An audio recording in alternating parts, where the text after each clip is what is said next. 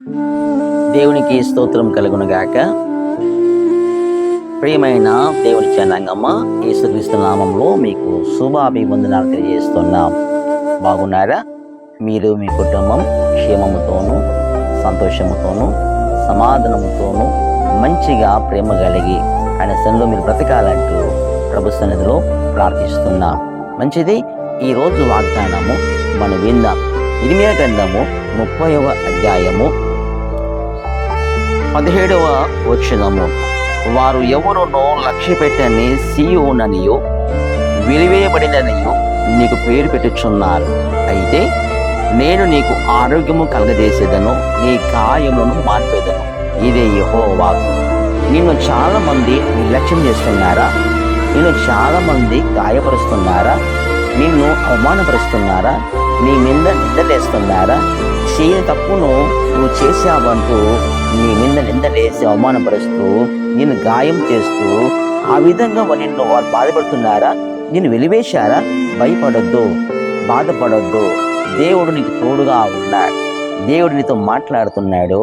ఇదిగో నేను నీకు తోడుగా ఉన్నాను, నీ గాయములను నేను మాన్పివేస్తున్నాను, నీకు ఆరోగ్యమును నేను ఇస్తున్నాను. ప్రభు నీకు క్షేమం ఇస్తున్నాడు, ఆరోగ్యం ఇస్తున్నాడు. ఇదిగో యోసేపును మంచిగా దేవుడు తోడుగా ఉండి వాళ్ళ అన్నగారు కొట్టి అలాగున చంపడానికి వచ్చినప్పుడు కూడా దేవుడు యోసేపుకు తోడుగా ఉండి విడిపించాడు, ఒక ఉన్నతమైన స్థానంలో ఉంచాడు. వాళ్ళందరూ మరలా యోసేపు పాదాల దగ్గరికి వచ్చారు గనక నేను ఎంతమంది కించపరిచారో, నేను ఎంతమంది అవమానపరిచారో, నేను ఎంతమంది బాధ పెట్టారో, నీ ఎంతమంది అయితే నీకు శత్రువులుగా ఉన్నారో దేవుడు వారందరికీ కూడా నీ పాదాల దగ్గరికి నడిపించబోతున్నాడు. భయపడొద్దు, నీ గాయమును దేవుడు మాన్పేస్తున్నాడు. ధైర్యము కలిగి సంతోషముతో నువ్వు బ్రతుకు. నీకు వివాహం కాలేదంటూ, జాబ్ రాలేదంటూ నిన్ను అవమానపరుస్తున్నారా? వాళ్ళకి వివాహం జరుగుతుంది, నీకు ఎప్పుడు పెళ్ళి అవుతుంది? వాళ్ళకు ఉద్యోగం వచ్చింది, నీకు ఇంకా ఉద్యోగం రాలేదే అంటూ హేళన చేస్తున్నారా? భయపడొద్దు. నీకు ఉద్యోగం లేదని, నీకు వివాహం కాలేదని, నీకు పిల్లలు పుట్టలేదంటూ అవమానపడుతూ ఏడుస్తూ చనిపోవాలనుకుంటున్నావా? అట్లా చేయొద్దు, ఆత్మహత్య చేసుకోవద్దు. ప్రభు నీతో తోడుగా ఉన్నాడు, నీతో మాట్లాడుతున్నాడు. నీ జీవితంలో దేవుడు కార్యం చేయబోతున్నాడు. నీకు ఉద్యోగం ఇవ్వబోతున్నాడు, నీకు మంచిగా ఒక ఉన్నతమైన స్థానంలో ఉంచబోతున్నాడు. నీకు చక్కగా ఏ విషయంలోనైతే నువ్వు వివాహం కావాలని ఏడుస్తున్నావో, పెళ్లి చేసుకోవాలని బాధపడుతున్నావో, అందరికి పెళ్లి జరుగుతుంది నాకు కాలేదంటూ సంబంధాలు వచ్చి వెళ్ళిపోతున్నట్టు ఏడుస్తున్నావో, ప్రభు నీతో మాట్లాడుతున్నాడు. ఒక ఉన్నతమైన స్థానం ప్రభు నేను ఉంచుతాడు. మంచిగా దేవుడు నీకు సాయం చేస్తాడు. ఇదిగో జగత్ పునాది వేయబడక మునిపి ప్రభు సిద్ధపరిచిందమంటే కుమారుణ్ణి, వరుడుని, పెళ్లి కుమార్తెని ప్రభు నీ ఎద్ద తీసుకొని రాబోతున్నాడు. అలాగే నీకు మంచిగా వివాహం జరుగుతుంది. అలాగే చక్కగా నీ సంతానం కలుగుతుంది. ఇదిగో దేవునితో మాట్లాడుతున్నాడు. నీ గాయములను నేను మాన్పివేస్తున్నాను. ధైర్యం కలిగి జీవించు, నేను నీకు తోడుగా ఉంటాను. అలాంటి కృప ప్రభు మీకు అందరికీ అనుగ్రహించును గాక. ఆమేన్. చిన్న ప్రార్థన చేసుకుందాం.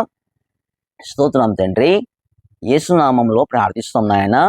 ఈ యూట్యూబ్ ఛానల్లో ఈ వాగ్దానం ఎంతమంది విన్నారో అందరి హృదయాలను బలపరిచి దీవించినందుకు మీకు వందనాలు. వారికి ఉన్నవంటి అవసరకాలన్నీ తీర్చండి, సమస్యలన్నీ దూరపరచండి. ఎంతమంది ద్వారా నైనా బాధపడుతూ వచ్చారో, నైనా ఎంతమంది ద్వారా అవమానపడుతూ వచ్చారో తండ్రి, వాళ్ళందరినీ కూడా అయ్యా నీకు మమకరణంగా ధైర్యపరిచి అయ్యా ముందుకు సాగటకు సాయం చేయండి. వారి మీద ఉన్నటువంటి శాపము, వారి మీద ఉన్నటువంటి వ్యతిరేకతలన్నీ తొలగించండి. మంచి ఆరోగ్యము, సంతోషము, కృపాక్షేమము వారి ప్రసాదింప చేసి వారి గాయములను మాన్పేసి వారి నిందలను తీసివేసి మంచి కృపాక్షేమంతో నింపి మీ సాక్షిగా వారు నిలబెట్టి వాడుకోమని అయ్యా మీరే మహిమ పొందుకోం. దేవుడు మా జీవితంలో కార్యం చేశాడంటే మీ సాక్షిగా నిలబెట్టి వాడుకోమని యేసునామంలో ప్రార్థిస్తున్నాం తండ్రి. ఆమేన్. God bless you. యేసయ్య మిమ్మల్ని మీ కుటుంబం దీవించును గాక. ఈ వీడియో మొట్టమొదటిగా మీరు చూసినట్లయితే లైక్ చేయండి, మంచి కామెంట్ ఇవ్వండి, షేర్ చేయండి. అలాగే దీని మహిమార్థముగా సబ్స్క్రైబ్ చేసుకోండి. మిగతా వీడియోలు కూడా మీకు రావడానికి వీలుగా ఉంటుంది. సందేశాలు వినడానికి, ఆత్మీయ వర్తమానం వినడానికి, ప్రవచన ఆత్మ అభిషేకంతో ఆయన మహిమార్థంగా ప్రభు కూడా మాట్లాడుతున్నప్పుడు మీరు కూడా మంచిగా సంతోషంతో సమాధానంతో బ్రతుకుతారు. ప్రవచితగా దేవుడు మాట్లాడుతున్నప్పుడు మీ జీవితంలో దేవుడు కార్యం చేయబోతున్నాడు. హల్లెలూయా. God bless you. దేవుని దీవించి ఆశీర్వదించును గాక. ఆమేన్.